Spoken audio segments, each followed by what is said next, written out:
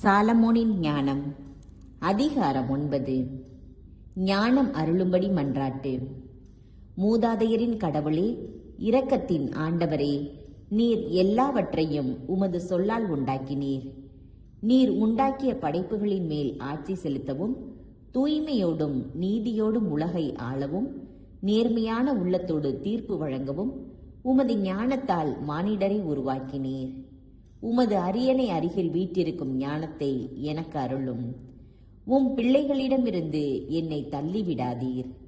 நான் உம் அடியான், உம்முடைய அடியவளின் மகன், வலுவற்ற மகன், குறுகிய வாழ்வினன், நீதி தீர்ப்பும் திருச்சட்டமும் பற்றிய சிற்றறிவு படைத்தவன்.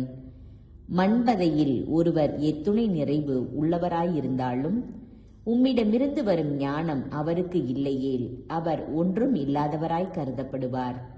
உம் மக்களுக்கு மன்னராகவும் உம் புதல்வர் புதல்வியருக்கு நடுவராகவும் இருக்க நீர் என்னை தெரிந்தெடுத்தீர்.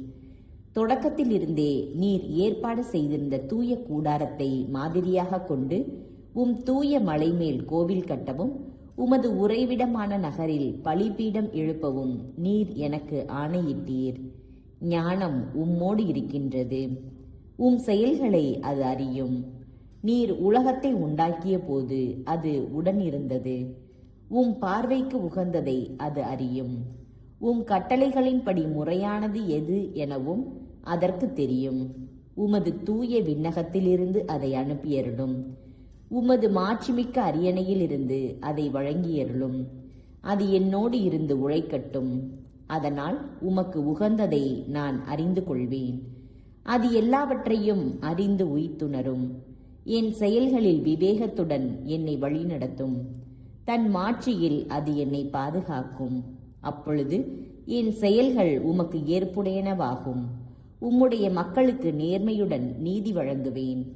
என் தந்தையின் அரியணையில் வீற்றிருக்க தகுதி பெறுவேன். கடவுளின் திட்டத்தை அறிபவர் யார்?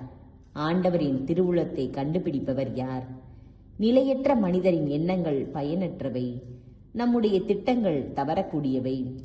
அழிவுக்குரிய உடல் ஆன்மாவை கீழ்நோக்கி அழுத்துகிறது. இந்த மண் கூடாரம் கவலை தோய்ந்த மனதுக்கு சுமையாய் அமைகிறது. மண்ணுலகில் உள்ளவற்றையே நாம் உணர்வது அரிது. அருகில் இருப்பவற்றையே கடும் உழைப்பால் தான் கண்டுபிடிக்கிறோம். இவ்வாறிருக்க விண்ணுலகில் இருப்பவற்றை தேடி கண்டுபிடிப்பவர் யார்? நீர் ஞானத்தை அருளாமலும் உயர் வானிலிருந்து உம் தூய ஆவியை அனுப்பாமலும் இருந்தால் உம் திட்டத்தை யாரால் அறிந்து கொள்ள இயலும்? இவ்வாறு மண்ணுலகில் வாழ்வோருடைய வழிகள் செம்மைப்படுத்தப்பட்டன. உமக்கு உகந்தவற்றை மனிதர் கற்றுக்கொண்டனர். ஞானத்தால் மீட்பு அடைந்தனர்.